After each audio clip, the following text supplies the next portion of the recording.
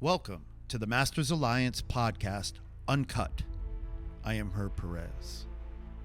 Today, we are joined by an inspirational individual who has achieved much in every area of the martial arts, competition, business, role modeling, and facing forward to the future to lead us with other organizations.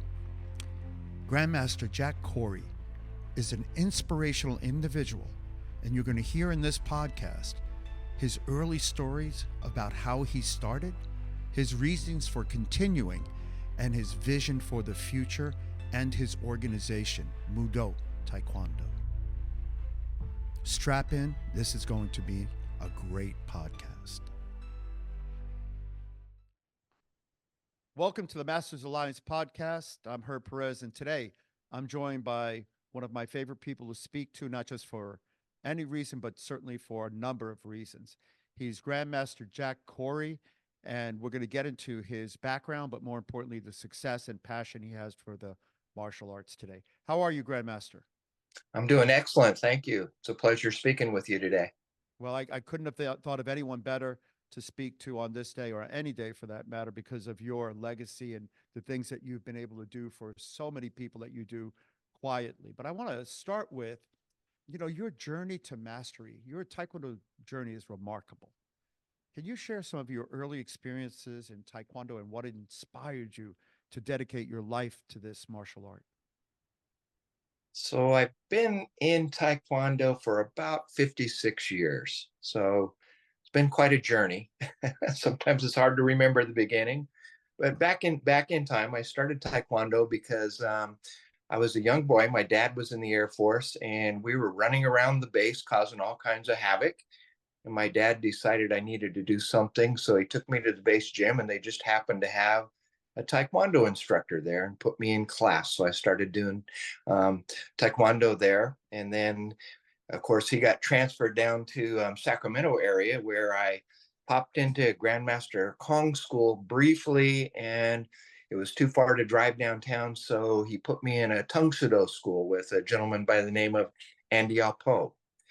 So I trained with Andy Alpo during my high school days, and then went into the military.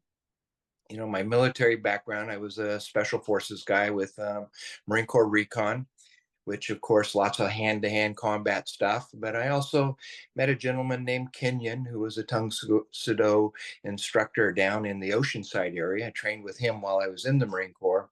Came back to the Sacramento area, popped into Tung Sudo school. I met a gentleman by the name of Jack Pierce. And Grandmaster Pierce, who's since passed on, bless his heart, was a great instructor. I worked out with him, but he was into lots and lots of tournament competitions. And back in those days, the tournaments, you probably remember they were point fighting, but it was, you could sweep somebody, you could take them to the ground, you could kick them in the groin, you could punch them in the face. We fought 3 2-minute rounds, so it was very similar to almost like a UFC fight today. And you got in there, and if you knocked the guy out, you won, and you just went in there and pounded it out. And for some reason, with that Marine Corps background and all my training, I kind of enjoyed that. So it got good to me.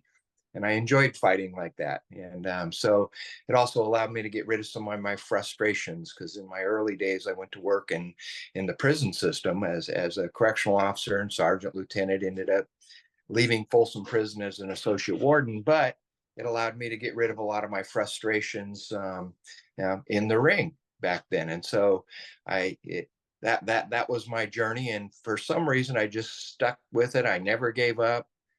I enjoyed teaching. I opened up my Taekwondo school about 40 years ago in 1983, 41 years. And it's kept me going ever since.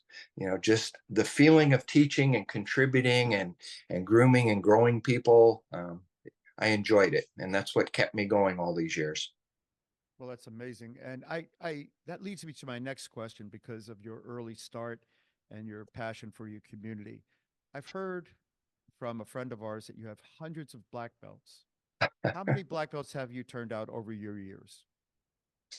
Oh my God, 40 years is a long time. It's literally thousands. For some reason, I've had the ability to retain students. At one point, I was in the American Taekwondo Association, and I had the highest retention in the entire ATA. And so I think that says something. So the numbers of black belts are in the thousands. I have probably 30 masters. I have students that have achieved all the way up into the 8th degree black belt level who are out running highly successful schools. Master Corrie being one of them that runs a very successful school. Today, I think I have about 200 and maybe close to 230 black belts, and I've got another 60 going for testing in October. So it's going to push me up around 300. Wow. And you've just celebrated your 40th anniversary of running a commercial martial arts school. Not many people can say that. What do you think has led to such an amazing accomplishment? You're making me feel old because I remember you back in the early 90s when we'd bring you up and have you help us with seminars and teaching our people Olympic training. And, you did some wonderful things for us back then. 40 years has been a journey. I think, sometimes I use the word that's not a real word, stick-to-itiveness, never giving up, and being able to kind of what I believe being consistent. Flashes of brilliance come and go. Consistency in delivering a high quality program and focusing on the students and truly teaching the art. You're going to come up with some great fighters. Yes, everybody gets those, but it's really the ones that are not the great fighters that need you the most.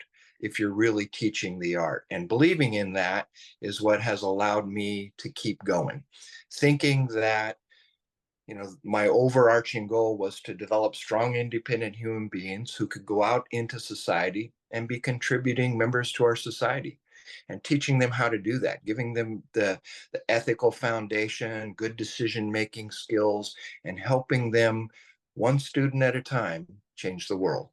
And that's what's kept me going. And for 40 years, it's been quite a journey.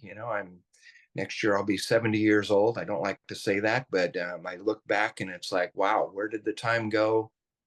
And how did I keep that business running that long? I had that talk yesterday with one of my school owners who's had a school for about 6 or 7 years. And I said, the next piece is now you've grown a successful school, you're making good money, you're doing the right things, you're teaching the art, and the art comes first and the money comes second.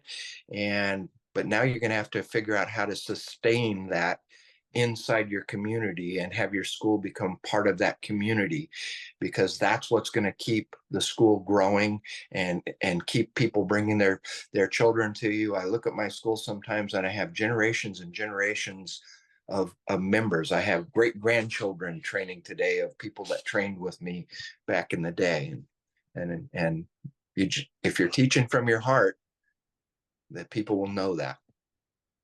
Why do you think that so many other schools struggle with black belt retention?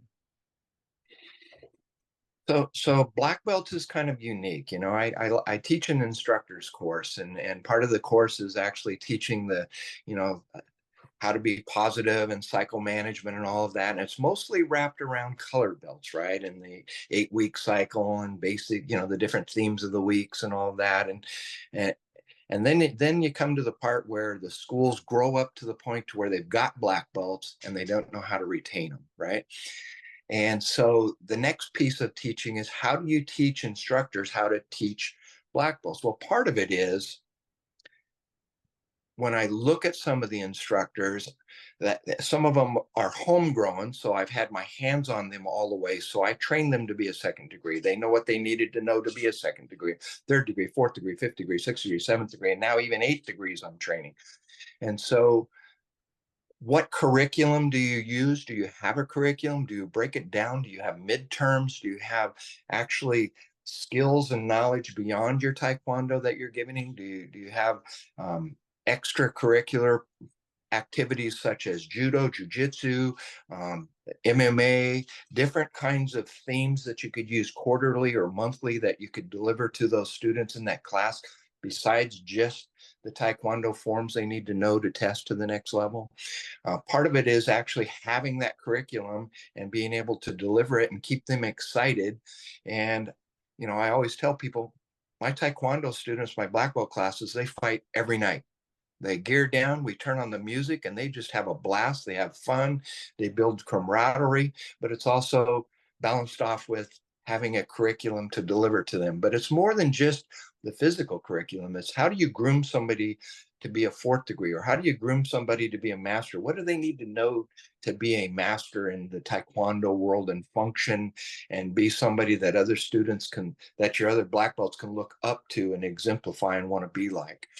And we've talked about, I think I've talked with you about some of this. It's a Taekwondo school in and of itself almost becomes a cult-like environment, and you have to be careful with that.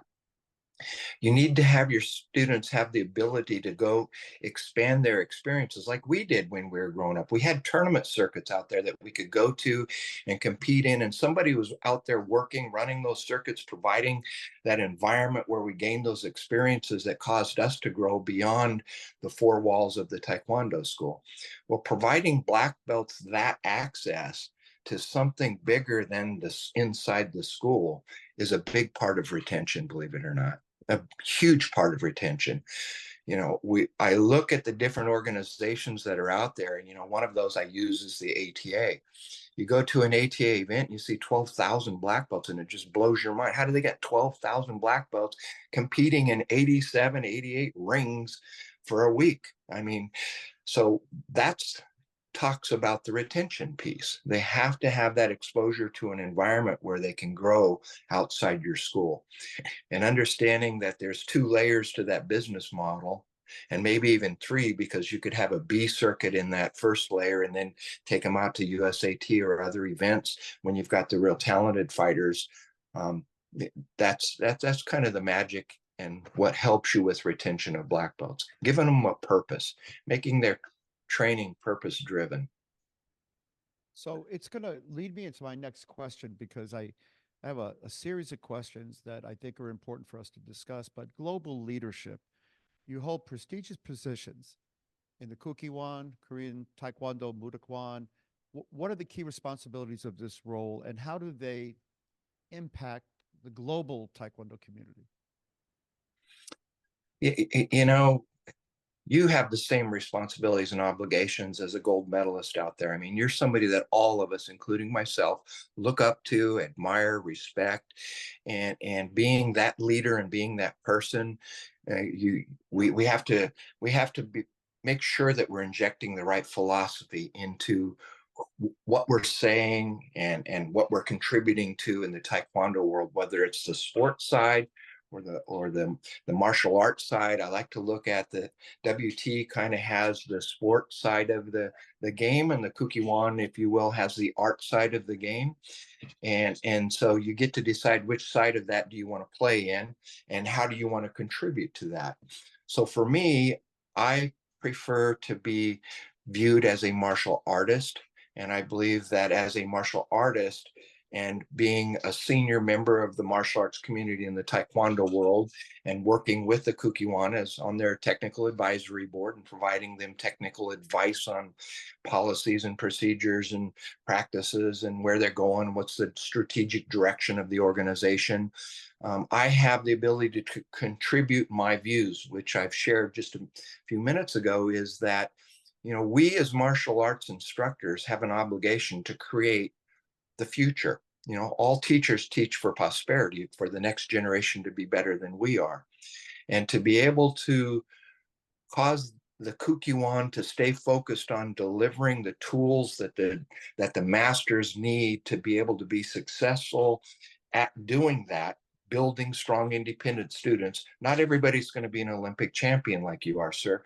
Some of them are going to just need to be a better person and be able to be mentored and learn how to be a better person in society and be successful, and they end up being doctors and lawyers and other things.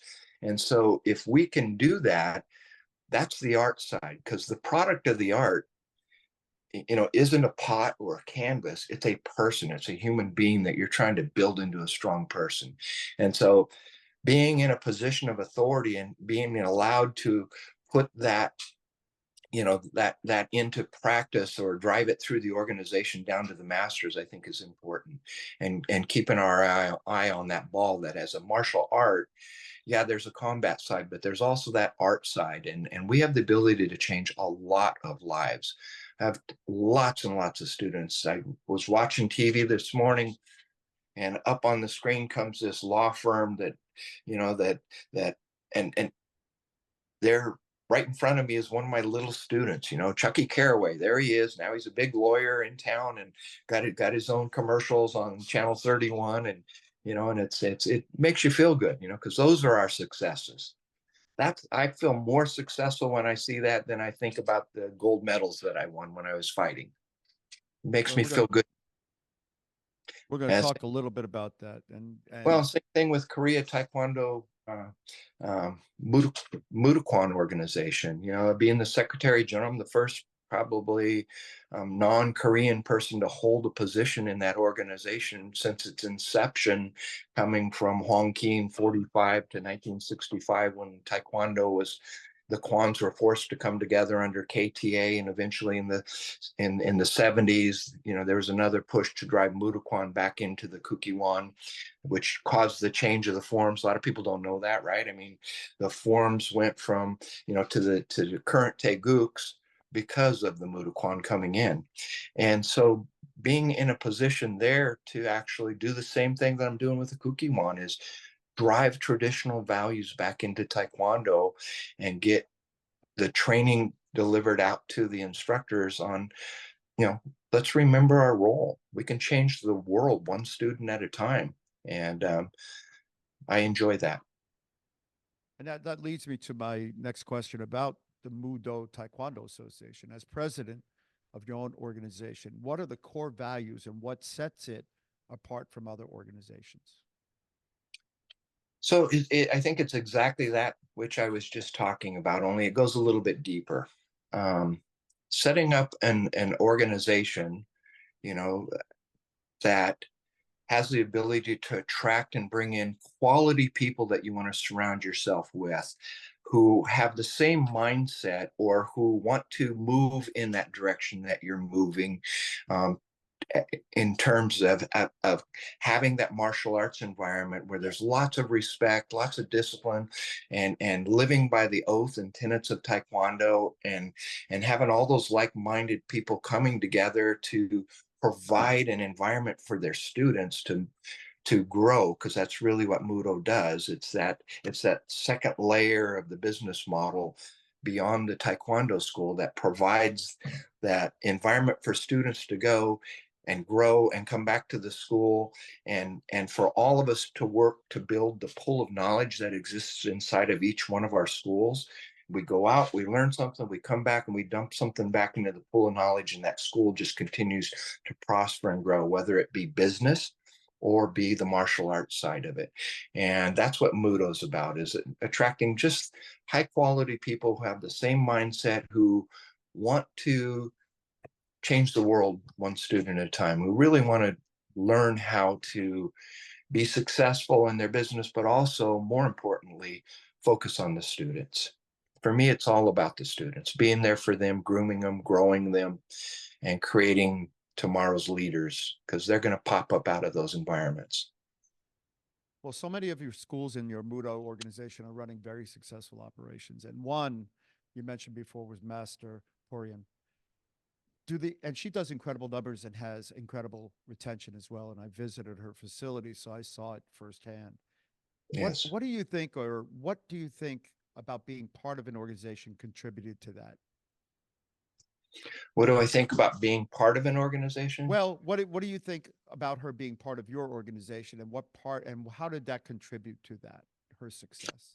Well, she has a strong background. She's got a master's degree from Stanford, so she's got good, strong ethics and values. She trained with you back in the day. You helped her with her Taekwondo journey. She made it to the U.S. team, and showed clearly she has that competitive side of her, and that spirit and skill and knowledge to be able to be a successful martial artist. But on the business side, she's also got that education and that background, and an internal drive that a lot of people maybe don't have. I mean, we could all be more successful if we work 12-hour days. We don't all work 12-hour days like she does, but at the same time, her being part of the organization brings, she brings a lot to the table, because she's also somebody that the juniors who have actually grew up with her, trained in the school with her. She came out of my school as a young teenager. And so all the rest of the folks in the organization who actually came from my school grew up with her, trained with her, and look at her as somebody, she's the mentor to them. She's that next generation. Her job as an eighth degree typically as is facing down and running the organization and instilling those values, core values, into all the instructors and making sure they're doing the things. I had that job when I was an eighth degree, to face down in the organization. My job today as a ninth degree, as working with KTA, working with the Kukkiwon, is to face out of the organization and provide an environment where the organization can stay connected and still be successful, and provide an environment where students, if we do have those A players, they can pop out, and we have the political clout to help and assist them outside of the Mudo group. And that's a championship mindset, and I'm going to talk a little bit about that. And you've reflected in your comments certainly some Aristotelian and Platonic ideals on how we should do service, and I think you're absolutely correct. Yeah. But we haven't spoken about your championship mindset. You had and achieved incredible success as a competitor. And what are the mental and physical strategies that contributed to those numerous championships and victories? It's hard work. That it's a lot of hard work, and it's a lot of dedication, a lot of devotion to getting yourself physically fit, and so that you're able and capable, and working on your, on your skill sets, and a lot of it comes from a couple of different things. One is you have to have a mindset and a philosophy. My mindset and philosophy around competition is sweat plus sacrifice equals success. You got to do the work. You got to make a lot of sacrifices, and if you do, you can be successful. You also got to be real smart about that, right? Smart fighters win more consistent than talented fighters. So gaining the knowledge and the skills requires you to have training partners. You've got to have some training partners who are willing to work with you and push you beyond where when you want to quit, they keep pushing. And I had that. I was fortunate and lucky to have folks like James Pickett and Wade Vieira and Steve Sims, and some of the folks up here that were my partners. Michael AJ, who was on the first U.S. team that fought representing the United States in Korea in 1973, first World Championships. He's part of our group. Those guys pushed me and pushed me. They'd come and pick me up on Sunday mornings and drag me into the school, and we would fight for hours and hours. They'd beat the snot out of me sometimes because I'd be tired, but they would never let you give up, to the point to where when it came time to fight, fighting was easy. Because when you got in the ring, you saw everything before it ever came at you, and you were responding, and you trained so hard that your responses were subconscious and not conscious thought. And that's a spot that when you get to that place, and when you're fighting, it's hard for people to even touch you. And I think those are great words. I think that great fighters come from great environments and great gyms where people in those gyms and those Taekwondo schools and dojans push them. And so that when they do enter the arena, and I was certainly fortunate to be in the New York area with guys like that, I wasn't afraid of anyone because I fought the smartest and the fastest and the strongest. So it was actually easier once I got into a tournament because I only had to worry about one guy at one time. It was Exactly. well for you, sir. The Hall of Fame induction. What does it mean for you to be inducted into the official Taekwondo Hall of Fame and receive the Taekwondo Ambassadors Award from the U.S. Grandmaster Society? I'm humbled by all of that, just to have my name inducted into the Taekwondo Hall of Fame. I know you're in there, and there's people like you that are in there, and I'm very humbled by that. I tend to be a humble person by nature. I'm very humble that people consider me as a contributor to the Taekwondo overall. I've given a lot. I like to tell my masters, and I think of myself as this, and it was told to me a long time ago by Hang Ong Lee, that, an instructor is like a candle, and that candle, the light from the candle provides people, the ability to see where they're going, provides them the warmth and the comfort while they're on their journey in life. But at the same time, the candle shrinks as it gives of itself. And I feel like I've given a lot of myself over these last 50 years to Taekwondo, and made lots and lots of personal sacrifices, and I still do, and I know you do. We travel a lot. I'm traveling all the time. I'm doing seminars, and I'm out there helping people, and I could be in Hawaii, I could be in Europe, I could be doing lots of other things, but giving of myself and being recognized for giving of yourself, I feel good, and I'm humbled and to be a part of the esteemed organization, the Taekwondo Hall of Fame, and also the Ambassador Award from the U.S. Taekwondo Grandmaster Society. That's your peers saying, hey, we want to recognize you for what you're out there doing. And that feels good. And at the same time, it starts making you go, now, wait a minute, I used to be young, and now they're giving me these awards that are Hall of Fame things. Is my journey finished, or am I getting near the end? Makes you start thinking that way. Well, you're a torchbearer for sure, and I think that we're all getting closer to that place where we need to be, like you said, facing outwards, and I think you do a great job. But it leads me to the next question, which is mentorship and legacy. I mean, as a level one Kukkiwon master, examiner, and Hamadan judge, how do you approach mentoring the next generation of Taekwondo practitioners and leaders?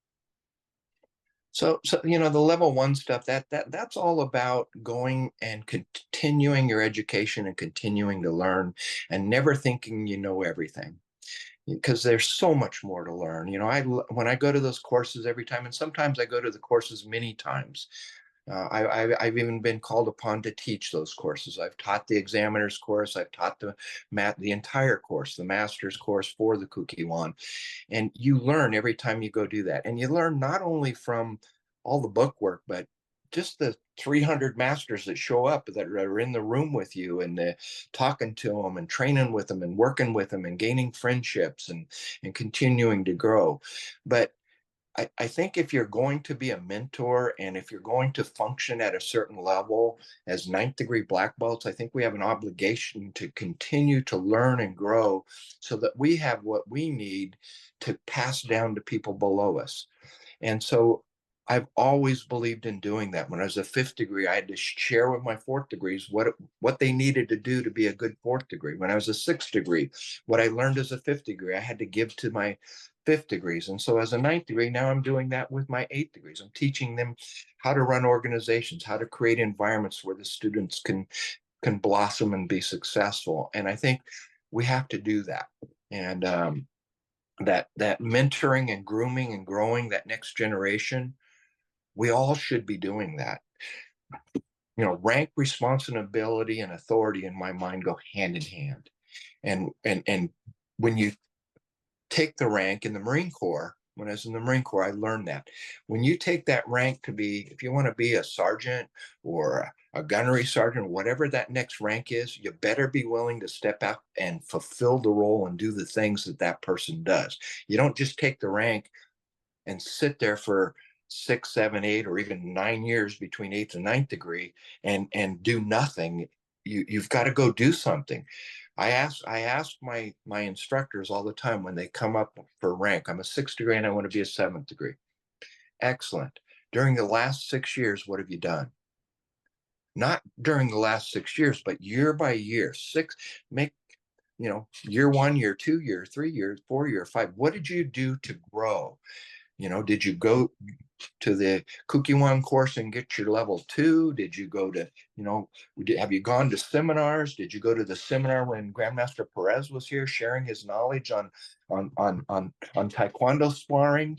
Did you go to the seminar when Paul Wolfen was teaching Pumse? Because he's, one of the few folks that have had his people win a lot of Pumse gold medals and in world competitions. What have you actually done that caused you to grow? Time doesn't make you grow. It's what you do during that time. And so putting that kind of stuff in place for your juniors causes them to mature at the ranks that they're supposed to be and ready for the rank they're asking to go to. But they also know that at that new rank, you don't just get that rank and sit there. You're going to get assigned some more responsibilities by me. I'm going to hold you accountable to do more things than you did when you were that rank lower. And so I believe that's what we're supposed to be doing, is grooming that next generation, making sure that they're continuing their education and growing like professionals do, whether you're a lawyer, a doctor, whatever. You've got continuing education you got to follow. And for me, it's good to see the Kukkiwon doing that with their level 3, level 2, level 1 courses, because that expands our knowledge base so that when we're out here functioning in society, we do a better job. An example for me was when I went to the examiner's course the first time.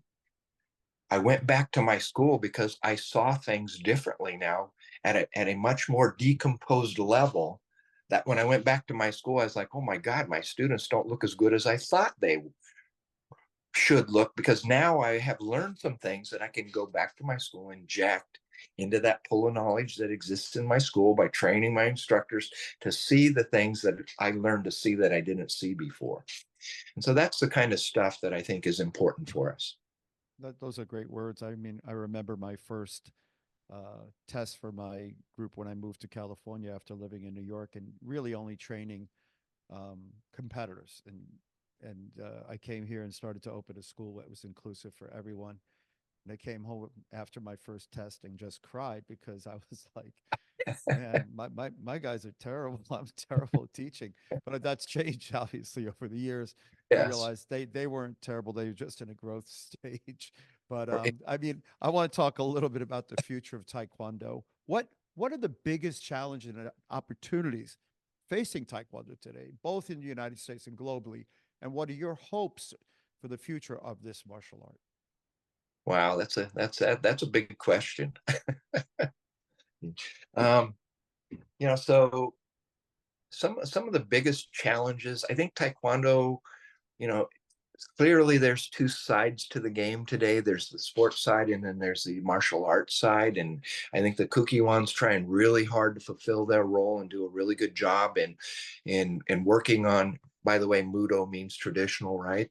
Working on the Mudo side of Taekwondo and as an art, and trying to provide the instructors what they need to know to be better martial artists and to be actually really truly be sabunims out there, like the father figure, if you will, versus the coach on the WT side. And on the WT side, I see them struggling to try to, I don't know, it's almost like they're trying to do what the politicians do. They're looking at the polls and molding themselves and their philosophies and everything. They just keep moving all over the place, trying to attract more spectatorship so that so that they can stay in the Olympics, versus focused on trying to get back to where this is supposed to be a fight. You're not supposed to be out there doing chicken kicking and coming up all these weird kicks to touch somebody's helmet so you can get a point. I mean, it's that is almost disastrous to the other side. Where over on the other side, on the art side, we're trying to train people to be, to win in life, not win in a little game, that the rules keep changing and molding. And honestly, for me, that's disturbing. And that's the biggest challenge in Taekwondo today is sometimes I don't even want to be associated with that, because I really want to focus on the art, because 99% of my students are going to be martial artists, not gold medalists, right? In fact, 99.9% probably, right? A very small number. And so if I want to make a difference in the world, and if I want to fulfill what I believe my obligation is to the art of Taekwondo, I have to keep my focus here and work with the Kukkiwon and the folks who are working on the Do side, right? On this other side, I love the fighting. In the early days, you remember I was heavily involved in the UFC, and I did jujitsu and I did all that stuff. And I trained fighters that fought in the UFC at the highest levels and won all kinds of championships, because I enjoy that fight part of it. But they almost have done the same thing too. The weight classes, the rules, it just gets softer and changing, morphing for entertainment. And I see Taekwondo morphing for entertainment. I don't like that. And so the biggest struggle, I think, for Taekwondo is to get WT back on some type of a track to where it looks like they're fighting, right? And You know, you go back to the days when we punched in the face. It was a very different fight. It was a fight. You had to get in there. It was pugilistic. And you could, you know, you had to get in there and bang. Today, I'm not quite sure they're doing that. And even from the early days of my UFC, where there was no time limits and there was no weight classes, you went into the ring and you fought. And today I watch them and it's all about strategy and trying to survive the rounds. And I look at the WT side and it's all about strategy and how to survive the rounds and score these weird looking points. And it's like, it's just, it bothers me. And so I think that's one of the biggest struggles. How do you fix that? I don't know the answer to that. You know, I think it's going to take some leadership change and some lessons learned, you know, from the, you know, they're going to hurt Taekwondo because of that. And I think that side actually hurts the traditional side right now. And Yeah, I agree. back And in the beginning, it did not. When you were there, it didn't hurt, right? It was, they were good, hard fought fights, and people respected it, and it caused us on the Taekwondo side to work hard to try to develop people. I mean, I sent a group of people down to you, right? We had a whole group of people, Roseboro and Prairie, and you know, David Suji, and there's a whole group of them that we were like, yeah, let's do this. Let's support all of this. So that's the challenge that we face, you know. And the other thing is, because of that, now all of a sudden you got MMA schools all over the place competing with Taekwondo schools down the road. We didn't have that. We weren't worried about that. But today now we are, right? Because I think there's more MMA schools if you look at the big reports than there are Taekwondo schools. So it's an existential crisis for sure. And you know, I joke, and I'm very opinionated, which I try not. We're going to have another. I'll Oh, invite you're you back kidding. for. Never seen that. We're gonna invite you back for another conversation with a good group of my friends and friends of yours to have the bigger conversation. I'll leave you one last joke before I get to my next question, which is the only thing that happens in a Taekwondo match now is people's feelings get hurt. Not nobody actually gets hurt. But on a personal philosophy, Today's what society. what life lessons have you learned through Taekwondo that are applicable to everyone, regardless of whether or not they practice martial arts? Life lessons. I've learned a lot of life lessons through my journey. I really have, you know, and it's a process of trying to make yourself a better person, you know, each year be better than you were the year before and do more, give more. And I've learned to be more humble. I've learned that humility is very important in life. I've learned probably one of the biggest lessons is that consistency is the key to success. You know, you have to be consistent in what you're doing in life to end up successful at the end of your life. And so I look back across that journey as you've walked me through it here just now, and I look at it and I go, how did I end up where I'm at today? And it's because I never gave up. And if I can teach my students today to never give up, right, they can be successful at anything they want to do or be in life. They want to be a doctor, a lawyer, a dentist, whatever they think is the esteemed thing they want to be, even an Olympic gold medalist. It's possible. I mean, I look at you, it's possible.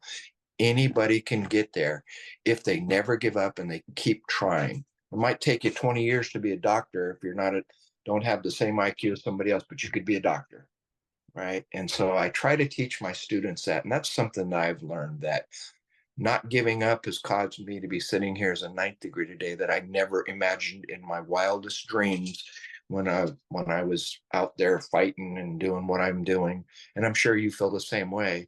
And now we have this obligation and this huge yoke of responsibility around our neck to try to help guide Taekwondo to where it needs to be for the next generation. And those are great words. I have one last question, and this is new. I haven't done it with any of the other people that I've interviewed, and you're going to be my first. And then I'm going to expand this because I kind of like it. And to be honest, I got this question from AI, and it says, "Is there a fun fact or a surprising talent that you possess outside of Taekwondo that your students or colleagues might not know about and would be surprised to find out?" You know, I don't talk about it, and I ask you not to talk about it. But All yeah, right. so, So so we won't I, we won't we won't talk about it, and you don't have to say it, because if we do talk about it here, it's going So, to so end up yeah, in a podcast. some people know that, I was very successful and very accomplished as a businessman in a technology world, winning things like I actually I actually won the laureate award as a technologist for my contributions and inventions during the technology evolution of technology. And so the laureate award is probably the most esteemed thing that you can get. I think at the time the committee members were like Bill Gates and Jobs and Larry Ellison and just the highest level of people. And in fact, I got it right there in your city of San Francisco, with Willie Brown being the representative from the government with standing with me to receive that award. So it's a long time ago, but I try not to do much technology stuff anymore. Well, you're still technology is a way to do something, and you're still showing us the way to do the thing that we should all be doing better. And I couldn't agree with you more. When we get in those rooms with the 300 or more masters taking that course, the inspiring part of it is them themselves. The second thing is that when I come to visit your organization, and I was proud and honored to be honored by you, and for you to elevate me to a ninth dan in the Mudo organization, and then to accept my schools, both of my schools, as members. So I'm looking forward to that growth process, because I love to learn, and I couldn't think of anyone better to have as a mentor than you and your group and your organization. So I hope I can earn earn the the trust that you've given and accepted me as a member. But I don't want to take too much more of your time today. I just want to thank you for taking the time to serve as a role model and to be facing outward in the places where we need you most. And that's the interaction between you and all these organizations that um, hold a tremendous amount of respect for you and give you a seat at the table so that you can continue to advocate for what Taekwondo is as a martial art. And I could think of no one better to do that, especially in light of all the different ways that you've participated in it. So, on behalf of the Masters Podcast Alliance Uncut, I want to thank you personally for today. I'm humbled that you say that, and thank you. And I'm so blessed to have you as a friend through all these years, and I respect you immensely. And you know, I know you're going to help me a lot too. Thank you, sir. Thank you. So, thank you, sir. Well, that was Grandmaster Jack Corrie. And what a tremendous amount of information and takeaways. So when I do these podcasts, I'm always trying to take away something that I can use in my own life or with my students. And I can think of 3 or 4 or 5 things that he said that I'm going to use today. I encourage you to reach out and learn more about the Mudo Taekwondo Association and Grandmaster Jack Corrie.